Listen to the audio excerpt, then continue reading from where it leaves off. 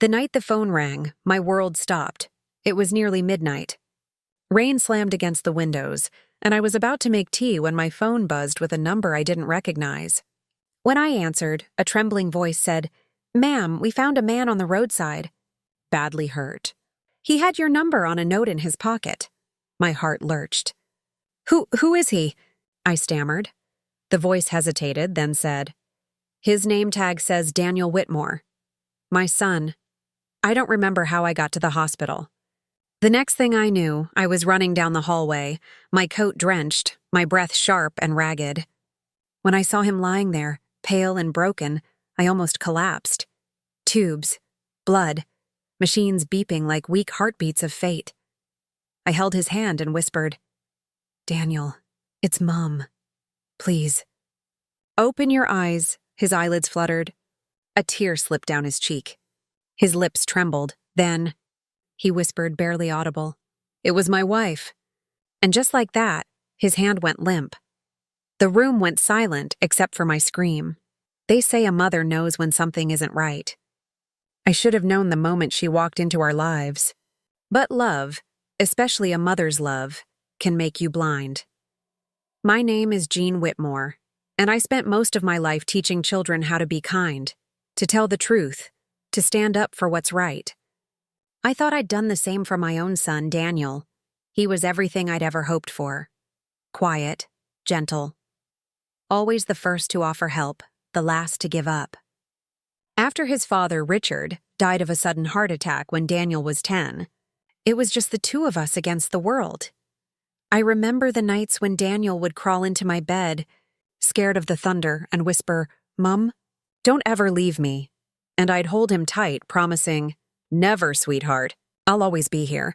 We didn't have much, but we had each other, and that was enough. When Daniel graduated with top marks and landed a good job at a local tech firm, I felt like life was finally giving him what he deserved. He used to come home every Sunday for dinner, my little ritual. Roast chicken, mashed potatoes, his favorite. We'd sit for hours talking about work, his dreams, and that girl he hadn't met yet. Then one Sunday, he came home looking different, excited, nervous. There was a glow in his eyes I hadn't seen in years.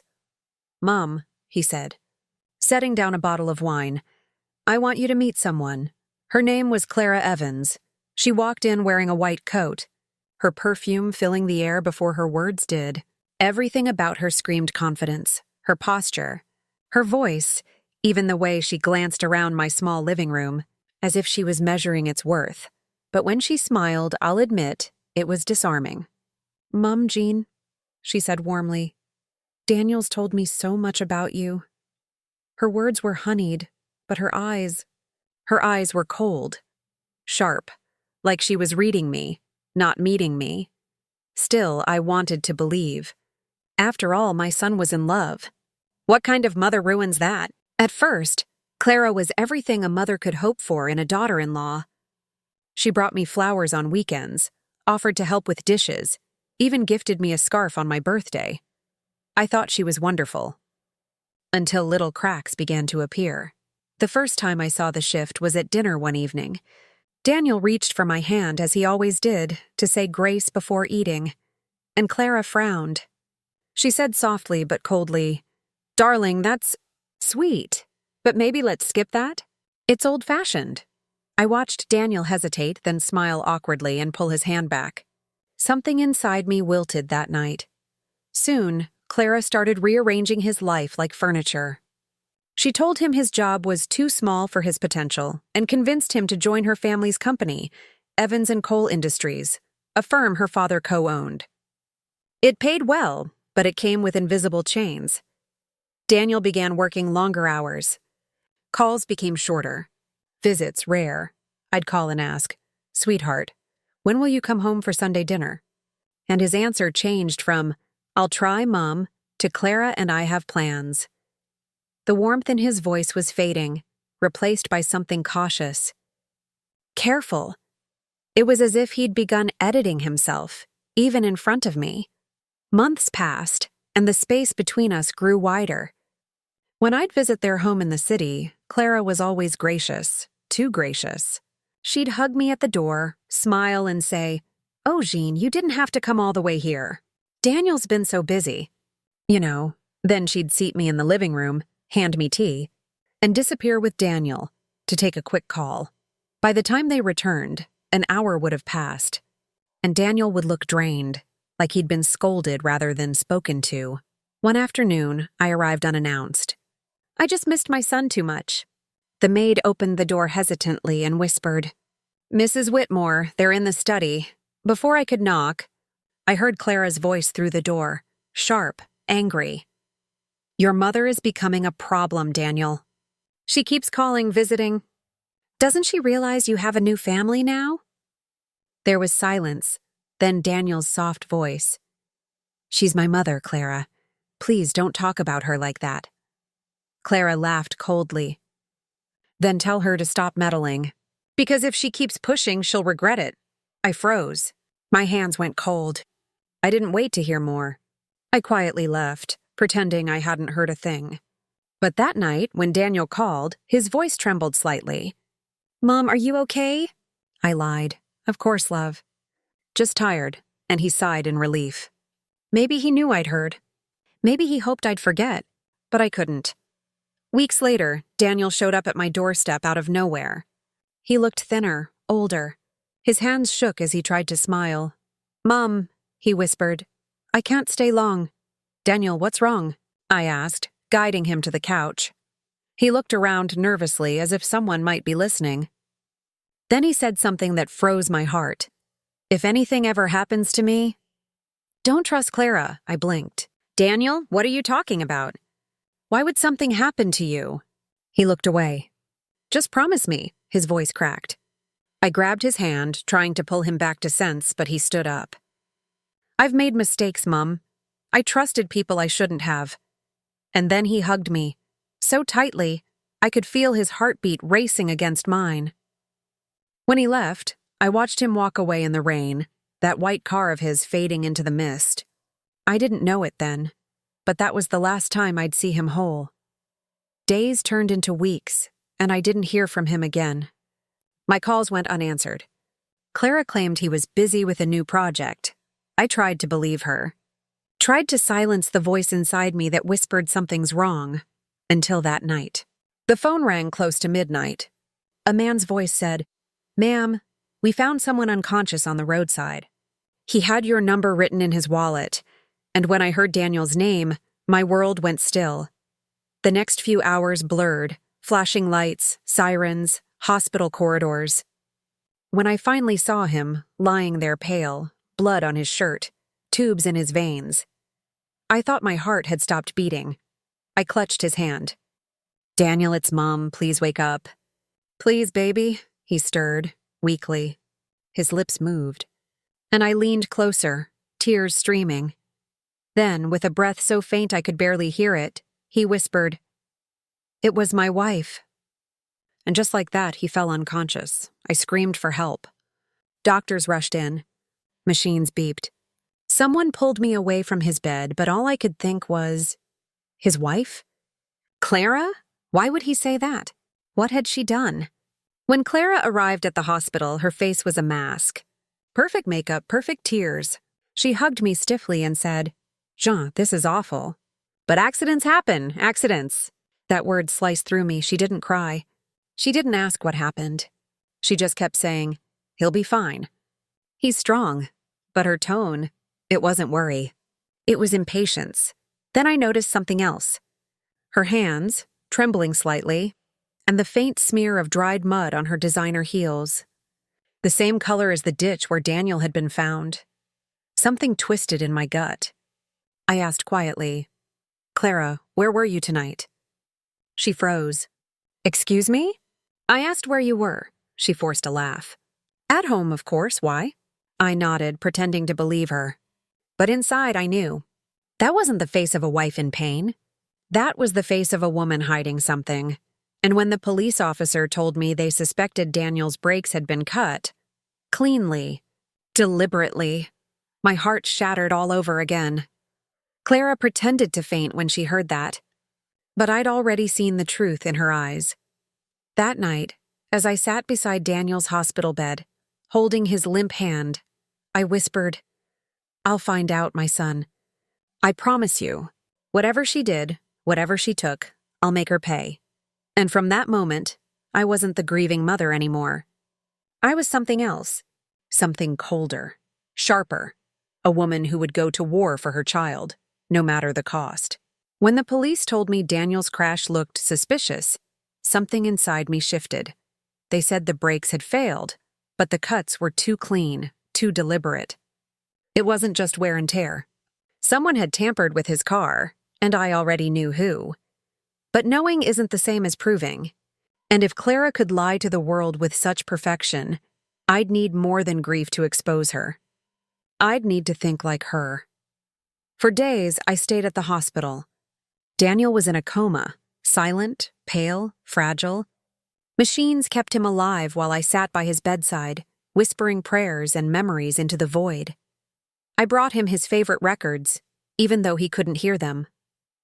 I read him the books he used to love as a boy, To Kill a Mockingbird, The Hobbit, even his old childhood journal. It was the only way I could keep myself from breaking. But grief soon turned into obsession. I couldn't sit there forever waiting. So one morning I kissed his forehead and said, "I'll be back, my love. I promise." Then I left the hospital with one purpose, to uncover the truth. I began by visiting their home again, the mansion Clara inherited from her father, standing like a ghost at the edge of the city. The staff seemed uneasy when I arrived. The maid, Anna, hesitated before opening the door. "Mrs. Whitmore, Miss Clara isn't expecting you." "I'm not here for Clara," I said. "I'm here for my son's things." She hesitated, then nodded quietly. When she led me to Daniel's office, I noticed the door was locked. "Why is this locked?" I asked. Anna's eyes darted nervously. Miss Clara said, "No one should enter until she decides what to do with it." "What to do with it?" I repeated slowly. "That's his office, not hers." Anna swallowed hard. "I'm sorry, Mrs. Whitmore, I shouldn't say anything." I placed my hand gently on her arm. "Please, if you know something, tell me." She looked at the floor. "I heard them argue that night. He said he wouldn't sign something. She said, 'You'll regret this.' Then she left." That was enough for me. "Anna," I whispered. "Thank you." That's all I needed. As I turned to leave, Clara appeared at the top of the stairs. Her expression was polished, perfectly put together as always, but her eyes narrowed the moment she saw me. "John?" she said smoothly. "What a surprise." I forced a weak smile. "I came to collect Daniel's things." She descended the staircase slowly, like a queen in a courtroom drama. "That won't be necessary. Everything's being handled. You should rest, dear. This must be difficult for you." Her voice dripped with condescension. "I'm fine," I said.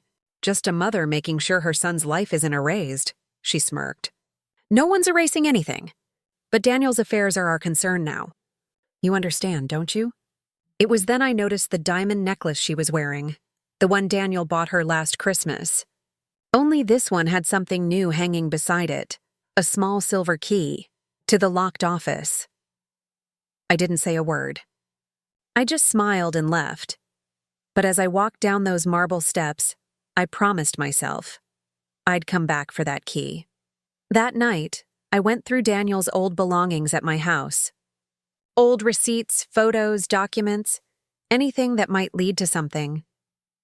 Buried inside a folder, I found a bank statement, not from his usual account, but from a private investment fund.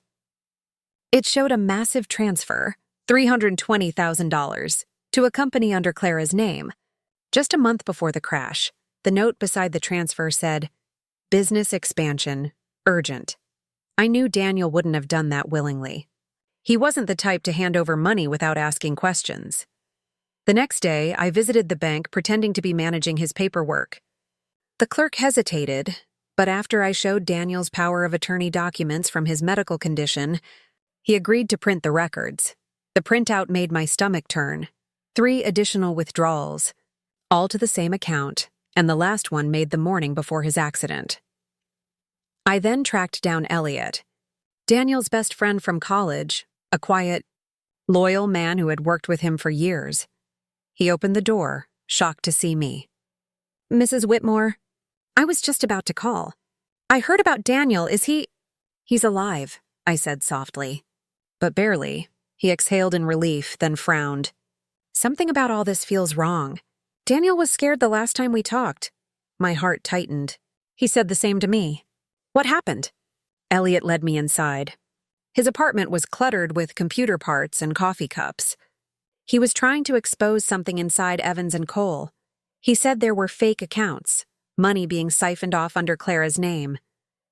"He was gathering proof," I whispered. "And then he had the accident." Elliot nodded grimly. "He told me he'd found an email, one that could destroy her.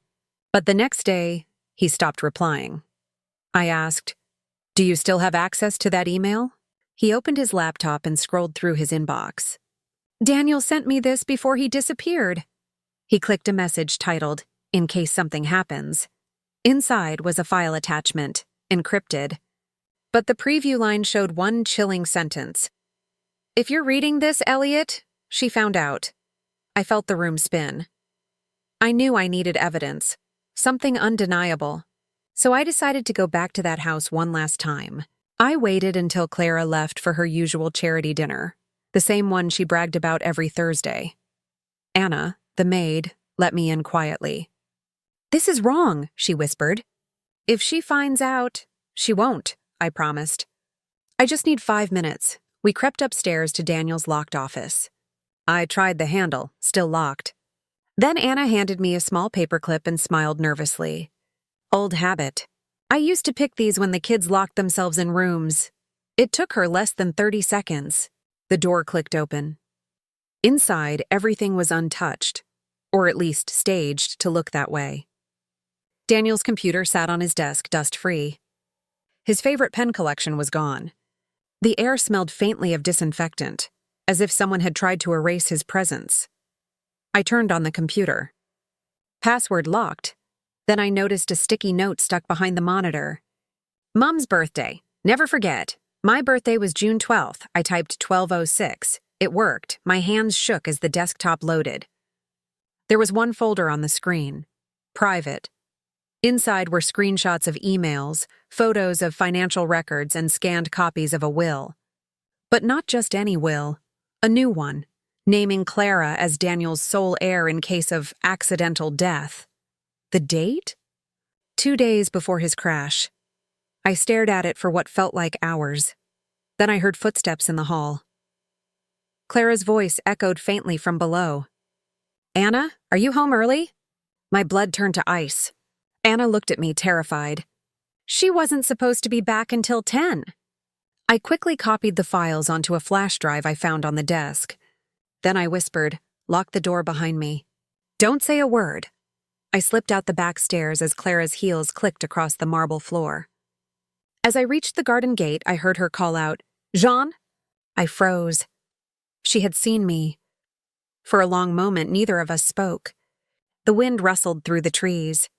Then she said calmly, "You shouldn't be here." "I came for my son's things," I lied. "Liar," she said, her voice sharp as glass. "You're digging for something." "Be careful, Jean. You're too old to play detective." Her tone wasn't mocking anymore. It was threatening. I looked her dead in the eyes and replied, "And you're too young to think you'll get away with murder." Her lips parted slightly. For the first time, I saw a crack in her armor. Then she smirked and walked back inside. I went straight to the police station that night with the flash drive. They listened politely, nodded at my trembling voice, and then said, "Mrs. Whitmore, we'll look into this. But these could be fabricated." "We can't accuse someone without concrete evidence," I wanted to scream. "My son is lying half dead in a hospital bed because of her. How much more do you need?" The officer sighed. "We understand your grief, ma'am. But right now, this isn't enough." I left in silence, feeling smaller than I ever had before. The system didn't care. The world didn't care. If I wanted justice, I'd have to take it myself. A few days later, I sat again by Daniel's bedside. His face was calm, but machines still breathed for him. I took his hand, whispering, "I tried, darling." I really did. But no one's listening. And then, for the first time in weeks, his fingers twitched. I gasped, tears filling my eyes. "Daniel, can you hear me?" His eyelids fluttered and his lips moved faintly. I leaned closer, he whispered, barely audible. "Laptop." "Office folder named Truth." I burst into tears. He remembered. He knew. "Rest, my love," I said, clutching his hand. "Mum's got it now." That night, I watched the videos on the flash drive, one by one. Hidden security camera footage from their home showed arguments, Clara shouting, Daniel packing a bag, Clara grabbing his arm and screaming, "If you walk out now, I'll make sure you don't walk anywhere again." And the timestamp, 1 hour before his accident. That was my breaking point. I wasn't just a grieving mother anymore. I was a mother with proof. And I was done waiting. I knew exactly what I had to do next. After I left the police station that night, something in me hardened. The kindness that had once guided me softened into something colder. Not cruelty, but the kind of intention a mother gets when she knows there is only one thing standing between her child and destruction. I remember sitting in my little kitchen under the dim lamp. Daniel's files spread like a confession across the table, the flash drive feeling heavier than any burden I'd ever carried. Outside, the rain tapped the window like a nervous hand. I had no badge, no power, and very little money. What I did have was a stubbornness the years had taught me, a teacher's patience, and a lifetime of listening to children, to clues, to the smallest slips that reveal the truth. So I made a list. Not a vengeful list. A practical one. Secure Daniel's evidence where no one can destroy it. Gather independent witnesses who would be believed.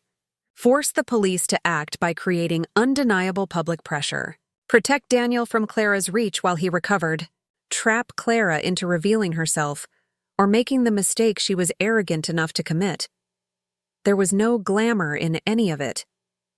It was a mother's work, tedious, methodical, relentless.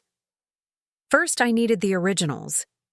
Copies were useful, but if Clara suspected anything, she'd burn, delete, or destroy. So I drove, hands trembling, to the one place no one would think to look, the little church where Richard and I had married. It had a small safe in the vestry used for donated collections and records.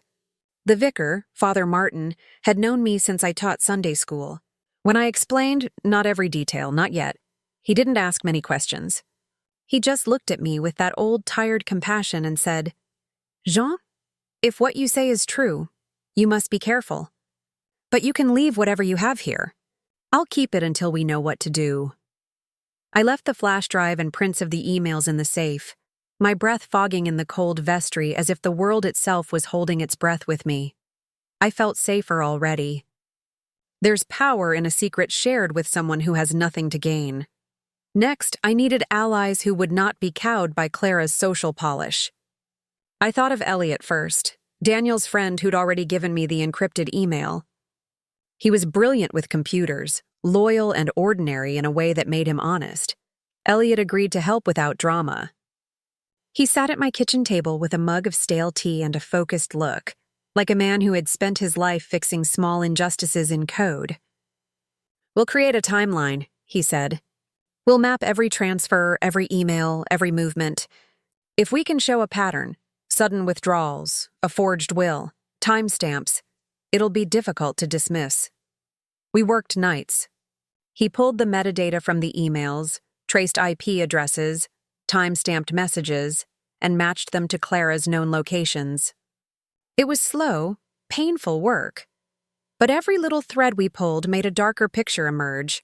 Anna, the maid, became another quiet ally. She had family to feed and little tolerance for danger. At first she was terrified of losing her job, but she'd seen Clara's temper. When I promised to protect her identity and offered a small payment I couldn't really afford, she sobbed and agreed. Her details would be crucial, the argument she'd overheard, the smell of disinfectant in Daniel's office, the odd deliveries Clara had received late at night. People like Anna are often invisible, But invisible witnesses can be devastating when brought into the light with care. Elliot suggested we go public, but in a way the police couldn't ignore. Leaks, he said, are messy. But the media respects documents and evidence. If you deliver enough facts to a reputable journalist, the press will push the police to act. I thought about that. Public light could be dangerous. It could also be protective. Clara had social standing and money, but she didn't have that one thing I had, a desperate mother who would not stop. I called Hannah Marks, a local investigative reporter who'd once exposed a crooked developer. She met me at a cafe, eyebrow raised, listening like a judge weighing testimony. "You want me to publish?" she asked finally. "Not yet," I told her. "Read this." I handed her copies, the bank transfers, the draft will, the security timestamps. I watched her face change from curiosity to a grave concentration. Hannah didn't promise anything on the spot. She needed more. That was good. It meant she'd be thorough. It also meant I needed a catalyst, something that would force the hands of both journalists and police. Clara had been arrogant. That arrogance would be my tool. I would give her something she wanted, control of Daniel's estate, or at least the illusion of control long enough to make her blunder. People like her couldn't resist the scent of victory. The key was to make her believe she had already won. With Elliot's help, we forged a convincing-looking document, a notarized letter that appeared to be a preliminary agreement between Daniel and a shell company controlled by Clara, dated a few days before the crash. It showed Daniel reluctantly agreeing to transfer certain shares for an investment opportunity and referenced a meeting at a cafe near the docks. It was fake, but realistically faked. Elliot's skills made it look authentic to a quick glance. We didn't intend to deceive the world forever. We only intended to get her to act. I printed the letter and, with Anna's help, lost it where it would be found, on Clara's desk during a staged moment when she would think no one was watching. For that, I needed to be bold. I arranged a charity lunch at a hotel Clara often attended. I knew she'd be there. Appearances were her favorite stage. I arrived early, acting the part of the grieving mother who had finally decided to share her sorrow with the world. I sat near the front, watching her glide in, the room parting for her like a Red Sea. She smiled at acquaintances, exchanged nods, and sat, always turned slightly to command the room. Midway through dessert, I made my move. I pretended to fumble with my bag, letting a slip of paper fall at her feet. She looked down, and almost reflexively she picked it up, reading very fast with eyes that never betrayed emotion. I watched her hand as it tightened around the paper. She folded it, looked up, and her expression shifted. A micro shiver that told me she'd seen something valuable. Later, as she passed by my table, I allowed a soft smile. "Clara," I said, "you should really be careful. People read things they're not supposed to." She looked at me coolly. "Jean, you make me sound like a villain in a cheap novel." "Perhaps," I said, "but villains are often people we let into our houses." Her eyes flashed, the tiniest aperture of fear. She said nothing more. She moved away, and I followed at a distance. That evening, an assistant saw her trembling slightly as she entered the car, an unusual slip. Anna later told me she'd heard Clara on the phone, voice low. "Burn it. All of it. Burn every file, every note. I don't care what you have to do." The trap was closing. While Clara panicked, Daniel slept in the hospital like someone navigating back through a dark tunnel. I'd visit him nightly, but I also had a list of practical tasks. Retrieve backups, copy camera feeds, secure witnesses. Elliot and I worked through the night pulling whatever we could from the cloud.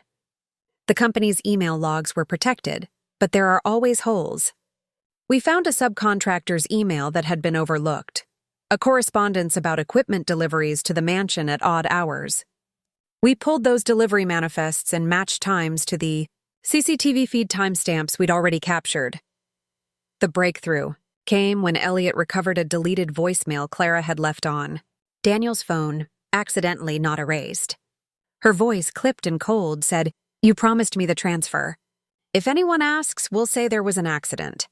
Do it tonight. Hearing her voice felt like holding a red-hot coal.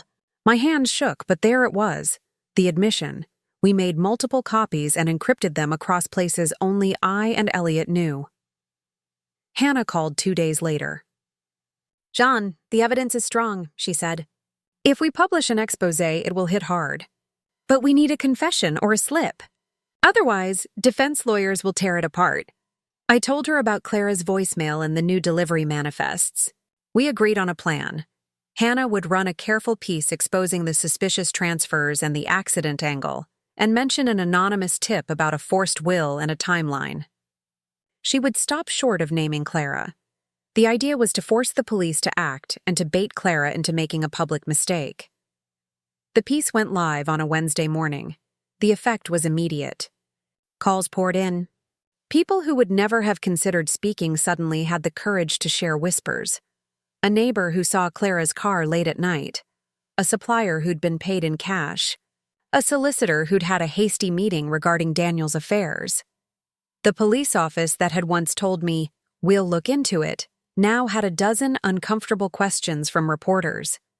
Detective Harrison, who had been dismissive at first, now asked to see our files. I handed everything over, cautiously, with a calm I didn't feel. The footage, the documents, the voicemail.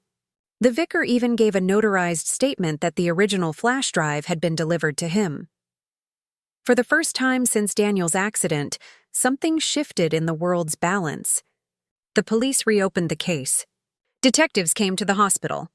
Clara's office was searched. I watched like a hawk, my heart thundering as they took statements. We had to be careful. Clara was dangerous, but she was also desperate. Desperation breeds mistakes. One evening, she approached the media with a counter-narrative. A staged, tearful interview where she painted herself as the grieving, bewildered wife. She accused vindictive ex-lovers and jealous in-laws of trying to smear her name. She was smooth. She knew how to play pity like a prayer. Even as she claimed innocence, she let her guard drop in little ways. Anna, whom we'd protected at my insistence, provided a crucial piece, a receipt for a specialist, a mechanic who'd done work on Daniel's car the day before his accident. The mechanic showed police a record that matched Clara's vehicle being in the same area that night. It was a breadcrumb, and it was enough. Detectives began making subtle moves. Temporary restraining orders, asset freezes, interviews under caution. Clara's friends began to call less frequently. The mansion's staff grew nervous. Some resigned quietly, fearing the storm. But Clara wasn't without resources. Her lawyers were aggressive and confident.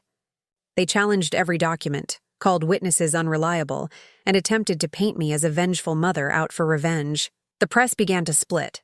Some sympathetic, some skeptical. That was when I realized something important. The fight wouldn't be won by brute force alone. It would be won by timing. By making Clara act again, and then recording it.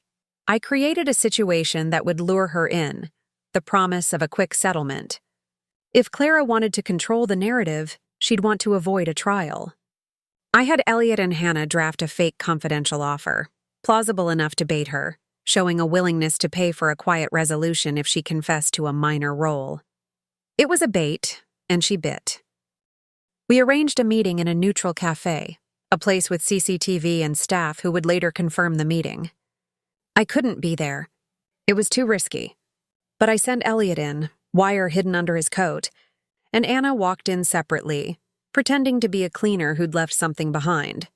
A perfect innocent witness who could corroborate where Clara sat, what she said, and the fact she left in a panic when police activity increased nearby. The meeting was short. Clara appeared calculated, practiced. She argued hard about money, about keeping things quiet. She asked pointed questions that suggested guilt. How much? Will my family be implicated? She tried to steer the talk to terms rather than facts.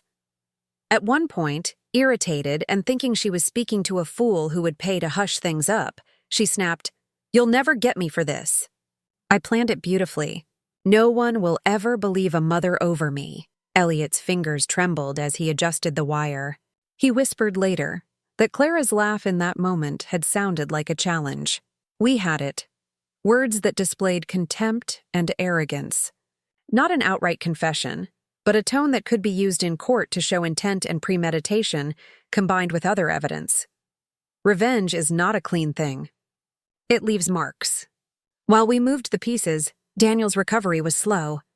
There were nights I'd find myself at the hospital window, staring at the lights of the city and wondering if I'd gone too far. Had I sacrificed my moral center? Had I turned into someone my son might not recognize? But when he squeezed my hand weakly one night and whispered, "Mum, don't stop," I knew the answer. We were in this together. We'd set the trap. We'd baited the beast. The next piece would be making sure the law finally held her accountable. And somewhere in the mansion, Clara paced, plotting her next move. The call came late on a Saturday. Detective Harrison's voice was low but steady. "Jean, we're ready to move in. We've got enough to arrest her on suspicion. But we need her to slip. We need her to try to tamper with evidence, or to speak in a way that proves intent. Can you lure her into making that mistake?" My heart hammered. This was the moment. Years of teaching had taught me how to coax a truth out of a reluctant child. The same skills apply when coaxing the truth out of someone clever. "Tell me what you need," I said. He paused. "We need to catch her in the act. Tempt her with a file she thinks contains an error, something she'll try to destroy. Make it irresistible," I breathed out. The plan I'd been planning in corners of my sleepless mind would now be set into motion. I went home that night, folded my list into my pocket, and for the first time in months, felt something like cold, disciplined hope. The night before everything broke open, the house felt too still. You know that strange quiet before a storm? Not peace, but a pause that tastes like metal? That was the air I breathed. I sat at the same kitchen table where it had all begun.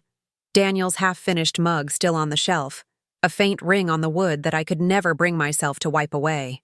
The plan was ready. The police were waiting for a single move from Clara. One reckless act that would reveal everything. Elliot's laptop glowed faint blue across the table. On it sat a folder labeled Estate Corrections, the bait. Inside, harmless documents and one fabricated error line that read, "Original transfer. Forged witness signature requires deletion." It was irresistible to someone desperate to erase a trail. We sent the decoy link through a private email from a law firm account Elliot had built. Clean, legal-looking, just official enough to look like an internal leak. Within minutes, the tracking pinged. Clara had opened it. The police wanted proof she'd act on it, to see her try to tamper or destroy evidence. I waited in the dark, phone beside me, heart thudding so loudly it felt like a second clock. Harrison's voice came through the speaker. "Stay calm, Jean. She's on the move. We've got eyes on her car heading toward the mansion." Rain had started again, thin needles against the glass. I imagined her face, that perfect composure cracking as fear began to gnaw underneath.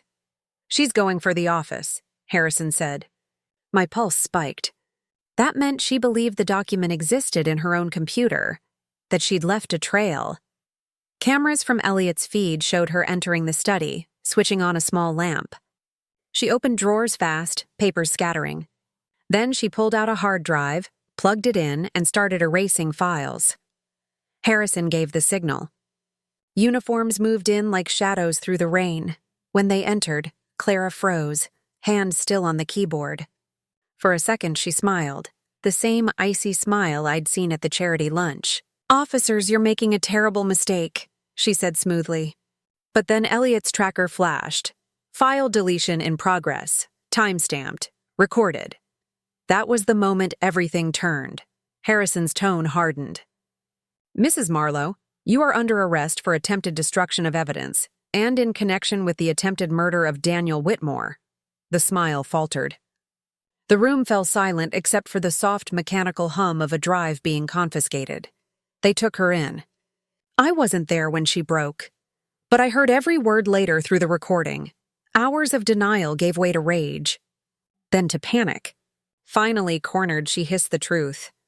"I didn't mean to kill him. He wasn't supposed to get hurt. He was supposed to sign." That one sentence undid her entire empire. She told them about the plan, how Daniel had found out about the forged transfers and confronted her, how they argued by the car, how she'd jerked the steering wheel in fury and sent him into the ditch. She thought he'd die, that the accident would close the chapter. She'd spent the next days covering her tracks, moving funds, manipulating sympathy. But the moment the confession left her mouth, the case turned. The will was invalidated, the fraud charges mounted, and the attempted murder count sealed her fate.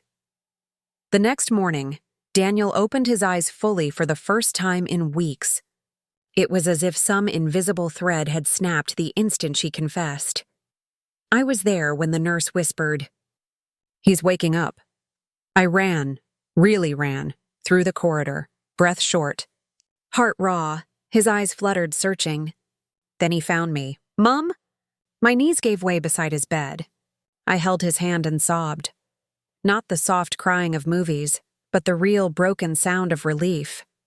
He didn't remember everything yet, but he remembered enough. "I tried to stop her," he said faintly. "I wanted to tell you. I thought I could fix it." "You did," I whispered. "You held on long enough for me to find the truth." The machines beeped steadily, almost proudly, as though confirming that life, stubborn, messy life, had won. Months passed before the trial. Clara arrived every day in her neat suits, the mask restored, the smile rehearsed. But this time the mask didn't fit. Hannah's article had gone global by then. The widow who tried to bury her husband alive. The nation knew. There were headlines, debates, endless talk shows. When I took the stand, the courtroom fell silent. I told them everything. The fear, the discovery, the plan. I didn't play the hero. I spoke as a mother who refused to let her child disappear into someone else's lie. The defense tried to paint me as obsessive, but the evidence spoke louder. The forged transfers, the deleted files, the recovered voicemail, and finally Clara's own recorded words. When the judge read the verdict, guilty on all counts, Clara's face finally cracked. No tears, no apology, just the hollow disbelief of someone who thought she could outplay consequence itself. The gavel hit. Years of grief folded into one sharp breath of justice. Daniel spent months in rehab. He learned to walk again, to smile again. We sold the mansion. It never felt like home, and moved into a small cottage near the sea. Sometimes at night, I still see the flash of headlights, the ditch, the rain. Trauma doesn't vanish. It just settles quietly like dust you learn to live with. Elliot visited often. So did Hannah. The police closed the case with formal commendation for civilian assistance. Father Martin refused any thanks. He simply said, "Truth protects itself, Jean. It only needed you to guard it long enough." One evening, Daniel sat beside me on the porch, the sunset turning everything gold. He said, "Mom, do you ever regret it? All the schemes, the traps, the revenge?" I thought about it. About how revenge had started as rage but turned into something purer, protection, truth, love sharpened by pain. "I regret what she did to you," I said quietly, "but not what I did for you." He nodded, and that was enough. Months later, a letter arrived from prison. The handwriting was sharp, controlled, still her. "Jean, you've destroyed everything I built. But know this, without me, Daniel would still be small. I made him ambitious. You made him weak. Enjoy your victory." I folded the letter without reading further. Some people never learn that control isn't power. Love is.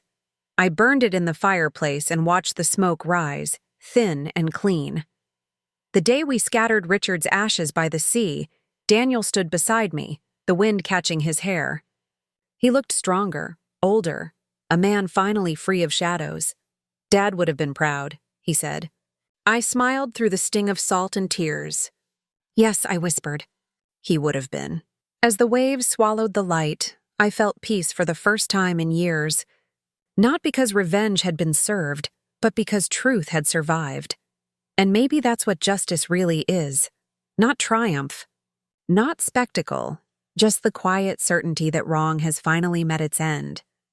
If you felt this story, if it held you the way it held me, subscribe to Jean's Stories. where every tale reminds us that even in betrayal, a heart that refuses to give up can still find light again. Because sometimes the most powerful revenge is truth itself. When the sirens faded and Clara was finally taken away, I just stood there, motionless. The rain poured over everything, the flashing lights, the stunned faces, the broken silence that had followed the truth. For the first time in years, I felt something that wasn't fear. It was peace, raw, trembling, almost unfamiliar. Daniel was in the ambulance, breathing, conscious. His hand reached out to me weakly, and I held it like a lifeline. "Mom," he whispered. "I didn't think I'd live to see this day." Tears blurred my vision. "You're here now, Daniel. That's all that matters." At the hospital, I sat beside him for hours. Machines beeped softly, nurses moved quietly, and for the first time in months, he slept without nightmares. When he woke again, he looked at me differently. Not like the frightened boy I'd seen before, but like a man who had finally faced his demons. "Mom," he said, voice shaking, "I should have listened to you."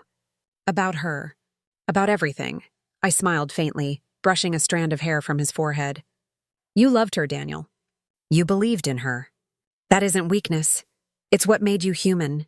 But you must never let someone use your kindness as a weapon again." He nodded, eyes filling with tears. "What'll happen to her now?" I sighed. "The truth will handle her better than we ever could." Weeks later, the trial began. The evidence was overwhelming. Hidden bank transfers, voice recordings, witness statements, and that dreadful recording of her confession. Clara tried to cry her way through it, but even her tears looked staged. The world finally saw what she truly was.